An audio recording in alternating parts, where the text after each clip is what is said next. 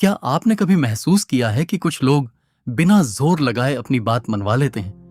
क्या कभी ऐसा हुआ कि आपने किसी की बात मान ली और बाद में लगा कि आपको चालाकी से प्रभावित किया गया? द आर्ट ऑफ मैनिपुलेशन ऐसी ही मनोवैज्ञानिक तकनीकों को समझने वाली पुस्तक है।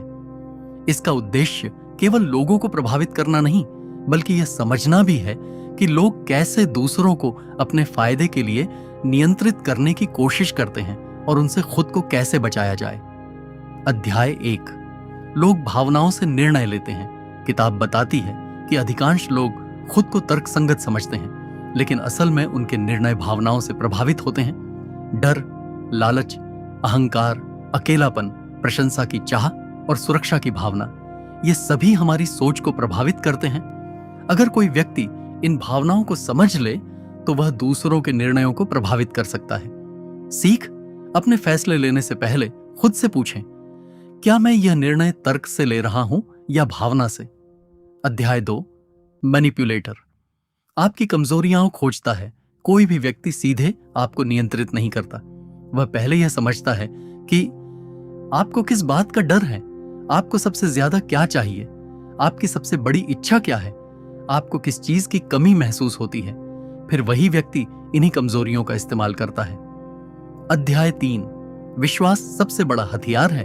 किताब बताती है कि कोई भी व्यक्ति शुरुआत में धोखा नहीं देता। वह पहले भरोसा बनाता है, आपकी बातें सुनता है, आपकी तारीफ करता है, आपकी पसंद जैसा व्यवहार करता है। जब विश्वास बन जाता है तब वह आपको प्रभावित करना शुरू करता है। इसलिए हर मीठा व्यवहार ईमानदारी की निशानी नहीं होता। अध्याय 4, प्रशंसा का जाल। हर इंसान चाहता है कि उसकी तारीफ हो। मैनिपुलेटर्स इसी कमजोरी का फायदा उठाते हैं। वे आपकी लगातार तारीफ करेंगे ताकि आप उनकी बातों पर आसानी से भरोसा करने लगें। इसका मतलब यह नहीं कि हर तारीफ नकली होती है, लेकिन जरूरत से ज्यादा प्रशंसा हमेशा सोचने पर मजबूर करनी चाहिए। अध्याय 5, डर पैदा करो फिर समाधान बेचो। यह एक बहुत पुरानी मनोवैज्ञानिक तकनीक है। पहले व्यक्ति के मन में समस्या या डर पैदा करो, फिर खुद को समाधान देने वाला दिखाओ। यही रणनीति कई ठगी, फर्जी निवेश और धोखाधड़ी में देखी जाती है। अध्याय 6, बार बार दोहराई गई बात सच लगने लगती है। अगर कोई झूठ बार बार सुना जाए तो दिमाग उसे सच मानने लगता है। इसीलिए प्रचार, राजनीति, विज्ञापन और सोशल मीडिया में एक ही संदेश बार बार दोहराया जाता है। इसलिए किसी भी जानकारी पर विश्वास करने से पहले तथ्य जांचना जरूरी है। अध्याय 7, लोग जल्दी फायदा चाहते हैं। मैनिपुलेटर्स जानते हैं कि जल्दी पैसा, जल्दी सफलता, आसान रास्ता लोगों को आकर्षित करता है। इसी कारण अधिकांश घोटाले जल्दी अमीर बनो वाले वादों से शुरू होते हैं। अध्याय 8, भावनात्मक नियंत्रण। कई लोग अपराधबोध, डर या प्यार का इस्तेमाल करके दूसरों को नियंत्रित करते हैं। जैसे, अगर तुम मुझसे प्यार करते हो तो तुम मेरे लिए इतना भी नहीं कर सकते। सब लोग ऐसा कर रहे हैं। यह भावनात्मक दबाव का उदाहरण है। अध्याय 9, भीड़ का प्रभाव। जब बहुत सारे लोग किसी चीज को सही कहते हैं तो हम भी उसे सही मान लेते हैं। इसे सोशल प्रूफ कहा जाता है। लेकिन भीड़ हमेशा सही नहीं होती। अध्याय 10, खुद को मैनिपुलेशन से कैसे बचाए। किताब का सबसे महत्वपूर्ण संदेश यही है। हमेशा प्रश्न पूछिए, सामने वाले को इससे क्या फायदा होगा?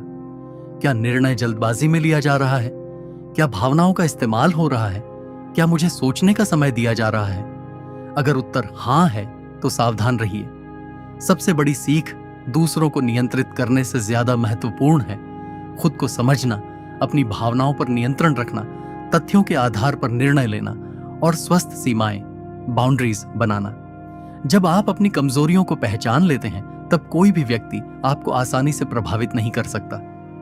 निष्कर्ष, यह पुस्तक हमें केवल प्रभाव डालना नहीं सिखाती, बल्कि यह भी बताती है कि दुनिया में ऐसे लोग मौजूद हैं जो दूसरों की भावनाओं और कमजोरियों का फायदा उठाते हैं।